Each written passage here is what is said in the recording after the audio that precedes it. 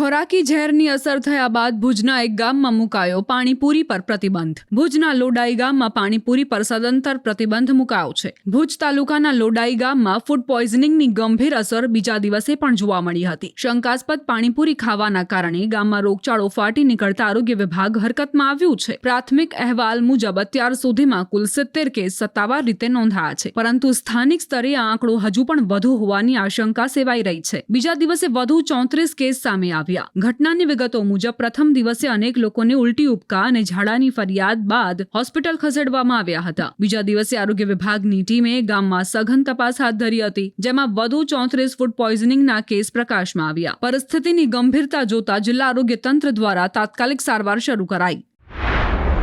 આ તરફ તંત્ર દ્વારા કડક કાર્યવાહી પણ શરૂ કરાઈ છે. ફૂડ વિભાગે કુકમા ગામે નાસ્તાની લારીઓ પર ચેકિંગ હાથ ધર્યું હતું અને સાથે જ વેપારીઓને સ્વચ્છતા અને ગુણવત્તા અંગે કડક સૂચન કરાયા. નિયમોનું પાલન ન કરનાર સામે કડક કાર્યવાહી કરવાની ચેતવણી પણ આપવામાં આવી. મહત્વનું છે કે લોડાઈ ગામે પાણીપુરી ખાધા બાદ 70 જેટલા લોકોની તબિયત લથડી હતી. હાલ ફૂડ અધિકારી સહિતની ટીમ ચકાસણીની કામગીરીમાં જોતરાઈ છે.